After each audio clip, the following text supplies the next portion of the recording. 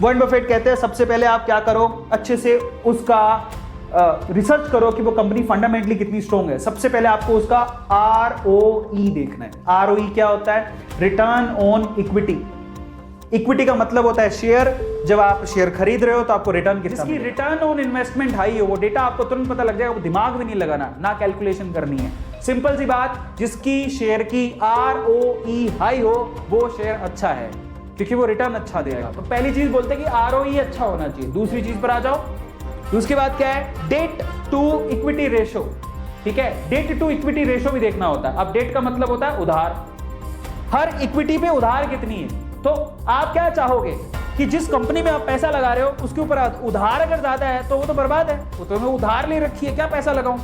तू मेरा पैसा लेगा तो उधार चुकाने लग जाएगा, कल को तेरा कुछ हुआ नहीं, मेरे तो पैसे बर्बाद हो जाएंगे। तो आपको क्या चाहिए कि कंपनी की जो डेट टू इक्विटी रेशियो है वो कम होनी चाहिए, उधार नहीं होनी चाहिए ज्यादा उसके ऊपर। कंपनी में उधार नहीं, कई कंपनियां मिल जाएंगी आपको जो जीरो डेट पर है, कोई कर्जा नहीं है उनके ऊपर।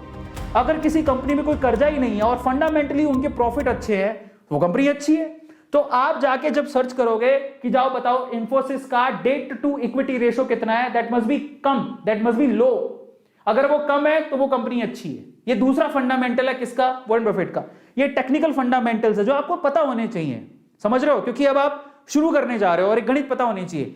आप फॉर्मूला छोड़ो, आप ये याद रखना ROE हाई होना चाहिए, डेट कम होनी चाहिए।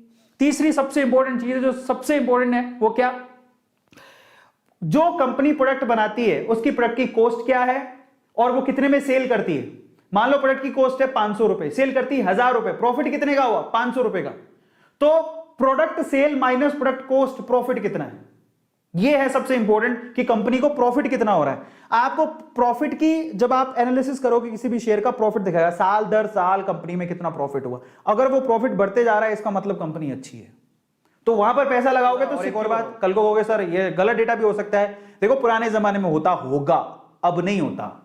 सेबी बैठी है, एक बहुत बड़ी ऑर्गेनाइजेशन है, रेगुलेटरी है इंडिया में। कुछ फर्जीवाड़ा होता है तो कंपनी ब्लैकलिस्ट कर दी जाती है। तो आजकल वो फर्जीवाड़े नहीं होते, तो आप चिंता मत करो। आप ये मत सोचना कि ये तो डेटा गलत भी हो सकता है। कोई कुछ भी गड़बड़ पाई जाती है तो कंपनी तुरंत ब्लैकलिस्ट हो जाती है, वो मार्केट में काम नहीं कर पाएगी, इतने सख्त रूल है। तो आप चिंता मत करो, उसकी प्रॉफिट अच्छा होगा तो काम बढ़िया है। और इसके अलावा क्या फंडामेंटल रूल है? पॉपुलर बहुत कंपनियों के आता है, लेकिन कोलगेट का नाम सबने सुना है, तो Colgate is a good company. Maruti Suzuki पे बैठ के जाते हैं पापा। आज एवरेज और बिलो एवरेज लोगों को मारुति सुजुकी गाड़ियां अच्छी लगती हैं, इसका मतलब मारुति सुजुकी जो कंपनी बहुत अच्छी है। कहां कब से सुनते आ रहे हैं? SBI बैंक, भाई साहब अगर आपके पुश्तों में किसी ने अकाउंट खुलाया होगा तो स्टेट बैंक ऑफ इंडिया के किसी ब्रांच में खुलाया होगा, आज भी चलते आ रहा है। तो ऐसा बैंक बर्बाद होगा? नहीं, गवर्नमेंट का बैंक है। अभी बैंक कहां जाएंगे? डिविडेंड बड़े अच्छे होते हैं। डिविडेंड का मतलब होता है अगर आपने शेयर खरीद के रखे तो हर साल जो शेयर होल्डर्स होते हैं उनको वो कुछ ना कुछ पैसा देते हैं पर शेयर। तो एक तरह की कमाई है जो आपको मिलती है, समझो।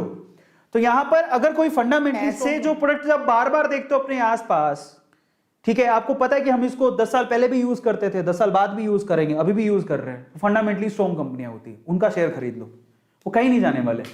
आप रिसर्च करो, वॉरेन बफेट यही कहता है कि अच्छे से रिसर्च कर लो कंपनी फंडामेंटली स्ट्रॉन्ग है कि नहीं है। आप कितना यकीन रखते हो? अपने घर पे देख लो, बहुत सारे ऐसे प्रोडक्ट मिल जाएंगे जिनके शेयर्स मार्केट में लिस्टेड है। बस यही है मंत्रा, और कुछ नहीं है। और जब आपको लगे कि किसी एक पर्टिकुलर एरिया में बहुत सारी कंपनीज हैं तो उनमें फ्लैगशिप किसके पास है, सबसे टॉप की कंपनी कौन सी है, उसको पकड़ो। कोलगेट टूथपेस्ट में आप कोई भी बच्चा जानता है, आज टूथपेस्ट कोई बोलता भी नहीं है, बोलता है कोलगेट ले आना, नहीं बोलते क्या?